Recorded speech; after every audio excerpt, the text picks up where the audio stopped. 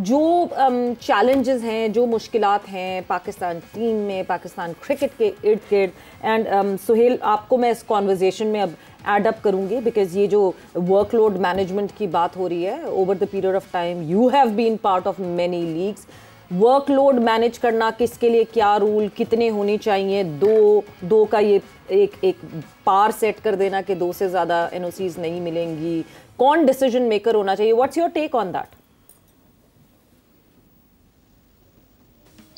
देखिए सवेरा उस दिन भी हमने इसके ऊपर डिटेल में डिस्कशन की, तो मेरा चांस तो यही है इसमें सबसे इम्पोर्टेंट जो बंदा हो सकता है वो फिजियो है। फिजियो को बताना चाहिए कि किस प्लेयर को भी जरूरत है, एंड देन ऑब्वियसली सबसे पहले तो आप जैसे अभी बोर्ड ने ये एक पॉलिसी बनाई हुई है, तो पॉलिसी मेकर तो डेफिनेटली बोर्ड है कि बोर्ड पॉलिसी बनाता है, बट पॉलिसी बननी कंसल्ट जैसे शाहिद भाई ने भी, वसीम भाई ने भी बोला कि कोच, चीफ सिलेक्टर, कैप्टन, ये सारे, एंड देन फिजियो। कोच ज़ाहिर ऑब्वियसली किसी की फिटनेस के ऊपर अगर पूछना है कोच, वो ज़ाहिर फिजियो से पूछेगा, या कैप्टन या सिलेक्टर ने पूछना, तो physio is the main guy जो बताएगा आपको कि कौन से प्लेयर को भी, स्पेशली बॉलर्स को, क्योंकि बैट्समैन के ऊपर इतना वर्कलोड तो आपको पता है इतना नहीं होता, मेनली फास्ट बॉलर्स के ऊपर होता है। तो फिजियो इज द गाय कि वो रिपोर्ट दे कि यार इसको रेस्ट की ज़रूरत है, किस बॉलर को, स्पेशली जो बॉलर आपके तीनों फॉर्मेट खेलते हैं, ऑब्वियसली उनको ज़रूरत होनी चाहिए, होती है, क्योंकि आप बैक टू बैक सीरीज होती हैं, बीच में जो थोड़ा बहुत टाइम होता है आपको पता, through out the year leagues चलती हैं। अब बैक इन डेज वो डिफरेंट होता था कि आपको एक टूर के बाद एटलीस्ट 2 वीक्स की ब्रेक मिलती थी, तो आपके जो मसल, जो वेयर एंड टीयर हुई होती थी फास्ट बॉलर की, वो अपनी जगह पे वापस आ जाते थे, आप रिहैब कर लेते थे। बट अभी क्योंकि बीच में ब्रेक नहीं मिलती, तो ये डिसीजन जो मेरे ख्याल में सबसे इंपॉर्टेंट बंदा है, जो रेलिवेंट बंदा है, वो फिजियो है। Physio and trainer, they should tell, वो चाहे कैप्टन को बताएं, चीफ सिलेक्टर को बताएं या कोच को, बट बोर्ड की तरफ से ये डिसीजन मेकिंग मेरी भी समझ में नहीं आता कि वो डिसाइड करेंगे किसको कितनी खेलनी है। बट अगर आप बोर्ड के एंड पे देखें तो फिर हमारे प्लेयर्स का भी इसमें कसूर है। प्लेयर अगर आप देखें, जो प्लेयर्स पार्ट ऑफ टीम नहीं है या पार्ट ऑफ प्लान नहीं है, अगर वो 4 लीग खेल रहे हैं और एक प्लेयर जो तीनों फॉर्मेट खेल रहा है, अगर आप उसकी एनओसी रोकेंगे तो वो शो डाल देते हैं कि जी देखें आप बाकी तो 4-4 खेल रहे हैं, तो हमारी क्यों रोक रहे हैं। तो बोर्ड के एंड पे भी डिफिकल्टीज प्लेयर्स की तरफ है। तो ये पूरा जो सर्कल है, इन सबकी रिस्पॉन्सिबिलिटी बनती है और म्यूचुअली डिसीजन होना चाहिए। एंड लेकिन अगर आप मुझसे पूछेंगे कि सबसे रेलेवेंट बंदा कौन है, तो वो फिजियो बनता है। Physio and trainer, they should inform sector या जो भी, या कोच को बताएं कि इस प्लेयर को अभी रेस्ट की जरूरत है। जी वैसे हाँ बिल्कुल, टोटली एग्री कि इसमें जो मेन आपका बंदा है वो आपका फिजियो है, बिल्कुल, क्योंकि ट्रेनर ने भी उसी को रिपोर्ट करनी है, ठीक है ना, तो उसके पास सारा डेटा होता है, ठीक है ना, कि किसने कब खेलना। अब जैसे शाहिद ने बात की है कि डोमेस्टिक में क्या होता है, वो अपने डोमेस्टिक फिजियो से लिखवा लेते हैं, उसकी इंपॉर्टेंस पे वो बाहर हो जाते हैं, लेकिन इंटरनेशनल टीम का या सेंट्रल कॉन्ट्रैक्टर का जो फिजियो है उसकी रिपोर्ट को अहमियत नहीं दी जाती, ठीक है ना। मैं एक आपको एक फ़नी इंसिडेंट ही कह लें, इसको मैं सुनाता हूँ कि एक हमारा था, अभी होम सीरीज़ हो रही थी, प्लेयर का नाम मैं नहीं लूँगा, तो वो फिजियो ने कहा जी he is in the red zone, इसको मतलब क्रिकेट नहीं, इसको ग्राउंड से ही रेस्ट की ज़रूरत है, not even in the gym, कि ये कहीं भी नहीं जाएगा, इसको कम अज़ कम नेक्स्ट 3 वीक्स में ये घर पे बैठे कुछ भी ना करे। तो मैंने कहा जी ठीक है, तो मैंने उसको स्क्वाड में से हटा दिया। अब उसके बाद मेरे पास रिक्वेस्ट आई, कैप्टन की रिक्वेस्ट आई जी कि नहीं उसको आप साथ रख दें, वही गारंटी जी कि वो कोई एक्टिविटी नहीं करेगा। मैंने कहा ये देख लो फिजियो सामने बैठा है, ये कह रहे ये जिम तक नहीं जाएगा, तो उन्होंने कहा जी ठीक है जी, ये कहीं भी नहीं जाएगा, he just wants to be with the team. तो then I added him to the squad. 2 दिन बाद मैच था, जब मैच शुरू हुआ, वो प्लेइंग 11 के अंदर वो मुझे लड़का नज़र आया और मैंने ऐसे सर अपना पकड़ लिया कि ये क्या हमारी क्या सोच क्या है, कि नुकसान तो उस लड़के को भी थोड़ा सोचना चाहिए था कि उसका अपना भी है, आप अपने करियर को, हाँ, तो इम्पोर्टेंस जो है दैट मीन्स कि आपने फिर जो फिजियो आपकी टीम के साथ है, आपने उसको उसकी अहमियत ही आप नहीं देते ना। हाँ, मर्जी होगी, जो आपको चीज़ सूट करेगी आप उसको मान लेंगे, जो नहीं सूट करती होगी आप उसको बिन में कर देते उसी रिपोर्ट को। तो आई थिंक ये पूरा एक कल्चर चेंज होने वाला है कि जो जिसका काम है उसी की डोमेन रहनी चाहिए। फिजियो ने कह दिया ये लड़का अनफिट है, नहीं खेल सकता, चाहे वो कैप्टन है चाहे वो कोच है, अनलेस कि कोई क्रंच मैच है, फाइनल मैच है जहाँ पे आप रिस्क ले सकते हैं, कोई नॉर्मल सिनारियो के अंदर जब लिया था हमने रिस्क 2021 के सेमीफाइनल में हमने रिस्क लिया था। रिजवान जो कि एक रात पहले हॉस्पिटल में थे, उनको हमने वो सेमीफाइनल खिलाया था, रिस्क हमने लिया था। तो वो चलें नॉकआउट 22 के वर्ल्ड कप में शाहीन हो सकता है, लेकिन पूरी दुनिया में कहीं पे ऐसा नहीं होता कि फिजियो कह रहा है ये लड़का नहीं खेल सकता और वो खेल जाए। बहुत इंपॉर्टेंट है। जी जी लाला जी, मैं ये कह रहा हूँ कम्युनिकेशन बहुत इंपॉर्टेंट है। ये चीजें जब मैंने पहले भी आपको डिस्कस किया था, जब मैं आया था सिलेक्शन कमेटी से 1 महीने के लिए, तो उसमें मुझे आप यकीन करें टीम मैनेजमेंट कुछ और बता रही होती थी, प्लेयर कुछ और बता रहा होता था फिटनेस के हवाले से।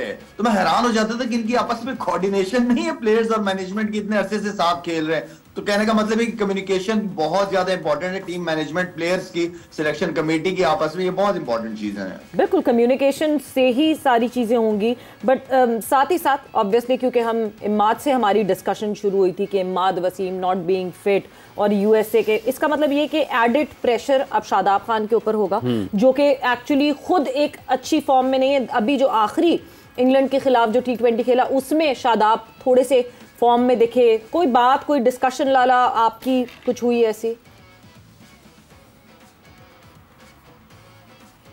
अच्छा, मेरी एक पता नहीं अच्छी आदत कहें उसको कि बुरी आदत, जो भी है, मैं लड़कों के साथ इतना कांटेक्ट में नहीं होता, लेकिन जब किसी प्लेयर मुश्किल टाइम से गुजर रहा होता है तो मैं एज ए इंसान के तौर पे, एज ए सीनियर, मेरी कोशिश होती है कि मैं उससे डायरेक्ट खुद कांटेक्ट करता हूँ।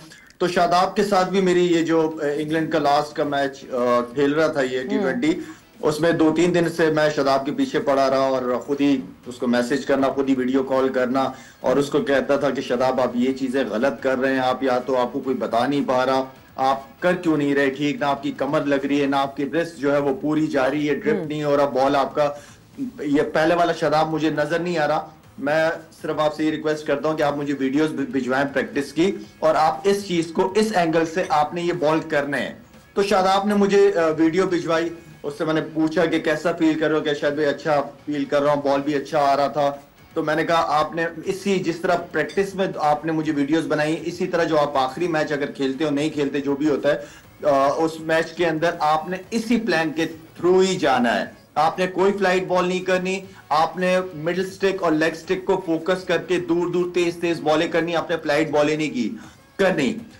मैंने वो मैच देखा, उसका पूरा मैच उसी की वजह से मैंने देखा, उसकी बॉलिंग का वेट कर रहा था मैं।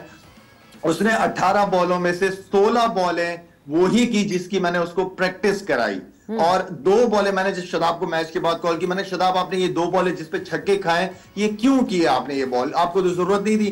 खैर उसने अपना बताया कि शायद मैं चांस लेना चाह रहा था आउट करने का, ये वो। तो कहने का मतलब ये है कि हमारा ये मेन बॉलर है। शादाब की परफॉर्मेंस पाकिस्तान टीम के लिए हमेशा, कभी भी देखिएगा कि उसने आके मिडिल में जब भी 1-2 आउट किए हैं, अच्छी बॉलिंग की है, पाकिस्तान टीम मैच जीता है, ज्यादातर मैचेस जीता है। तो मेरे लिए शादाब की बॉलिंग बहुत ज्यादा अहमियत रखती है, और जिस तरह आप कह रहे हैं कि इमाद को भी इंजरी है, तो जिम्मेदारी और ज्यादा शादाब पे आएगी as a senior player, as a performer. और इसी तरह मेरी आजम खान के साथ 2 दिन से, अभी यहाँ मैं इंग्लैंड में हूँ, आजम खान के साथ भी कांटेक्ट करने की कोशिश कर रहा हूँ कि उसको मोटिवेट किया जाए। यही हमारे प्लेयर हैं, इन्होंने खेलना है, इन्होंने परफॉर्म करना है। ठीक है, बहुत ज्यादा क्रिटिसिज्म हुआ है इनके ऊपर सोशल मीडिया वगैरह में, मैं भी देख रहा हूँ आजम के हवाले से। तो आजम को यही मेरा मैसेज था कि आजम, मैं आपको बहुत अरसे से कह रहा हूं कि जब आप परफॉर्म नहीं करोगे, आपकी फिटनेस के ऊपर बात आएगी। ये मैं आपसे आज नहीं कह रहा, ये तकरीबन मैं आपसे 7, 8 साल, 9 साल से कह ही जा रहा हूं, जब से मैं आपको देख रहा हूं कि अपनी फिटनेस को बेहतर करो। जब आप परफॉर्म नहीं करोगे, आपकी फिटनेस के ऊपर सब उंगलियां उठाएंगे, और आज वही सब कुछ मैं आपके सामने देख रहा हूं। तो कहने का मतलब ये है कि हमारे प्लेयर्स हैं, इन्हें हमें मोटिवेट करना है, इन्हें बैक करना है, चाहे वो बाबर आजम है, कोई भी है, हम सबको उठा के रखेंगे। वर्ल्ड कप के बाद फिर इंशाल्लाह बातें करते रहेंगे, गलतियां निकालते रहेंगे, लेकिन फिलहाल कोशिश हम सबकी यही होनी चाहिए कि हम अपनी टीम को उठा के रखें। Lala, just to add in it, आप जब आजम की बात कर रहे हैं, इतनी क्रिटिसिज्म हुई कि आजम ने अपने इंस्टाग्राम अकाउंट को जो है वो पूरा वाइप ऑफ कर दिया है, क्योंकि जाहिर सी बात है उस पर ऐसे ऐसे कमेंट्स आ रहे थे, ऐसी ऐसी स्टेटमेंट्स आ रही थी आजम के लिए। सो आई होप आपकी जो है वो डिस्कशन हो जाए आजम खान से बिफोर द यूएसए मैच के हमें मोटिवेटेड आजम खान दिखे। हाँ। इंशाल्लाह नजर आएगा। वो लड़का तगड़ा है, तगड़ा, मैं बता रहा हूँ आपको, उसको फिटनेस अपनी जगह पे रखें, लेकिन वो इस वक्त पाकिस्तान के अंदर इस नंबर पे जो हार्ड हिटर्स में हम इफ्तिखार, आजम या खुशदिल, ये 3 लड़के ही आपको नजर आएंगे। बाकी वसीम बेहतर जानता होगा कि सिलेक्शन कमेटी काफी अरसे से रहा है, लेकिन मुझे ये जो 3 नाम मैं बता रहा हूँ, इससे बेहतर आपके पास इन नंबरों के लिए कोई है नहीं इस वक्त। जी वसीम। हाँ बिल्कुल ऐसे ही है, देखिए ना, यही तो एक मेन रीज़न था कि फिटनेस को कॉम्प्रोमाइज़ आपको करना पड़ा, कि उस स्किल सेट के ऑप्शंस आपके पास कम थे, दूसरे आपने उनको ट्राई आउट कर लिया था ऑलरेडी, वहाँ से रिजल्ट्स नहीं मिले तो फिर आप इसके ऊपर आए हैं। लेकिन आई थिंक जो इम्पोर्टेंट चीज़ है कि हमने यूटिलाइज अपने रिसोर्सेज को कैसे करना है, ठीक है। एक तो ऑब्वियसली हमारी टीम है, we all want them to win, और जैसे मतलब कल का मैच है जो अभी, ना सिर्फ कि हम चाहते हैं कि वो मैच जीतें, बल्कि एक स्टेटमेंट दें पहले मैच के अंदर, कुछ 70-80 रन के मार्जिन से जीतें, कन्विंसिंग तरीके से जीतें कि हम सीनियर टीम हैं। कि हमारी जो थोड़ी सी आदत है ना कि हम अपना लेवल गिरा लेते हैं टीम के हिसाब से, हम लेवल अपना उठाना होगा। जैसे अफगानिस्तान को हमने देखा है, ठीक है, वो युगांडा से खेल लेते, लेकिन उन्होंने शो किया कि कितना डिफरेंस है दोनों टीमों के बीच में। तो उम्मीद है कि हमारे लड़के, और शादाब की जहाँ तक बात हो रही थी कि शादाब ने मोस्टली आप देखेंगे बड़े इवेंट्स में या बड़े मैचेस के अंदर he has always stood up, उसने परफॉर्म किया है। बायलैटरल में उसकी जैसी भी उसकी परफॉर्मेंस रही हो, बड़े इवेंट्स के ऊपर उसने परफॉर्म किया है। That's what we are hopping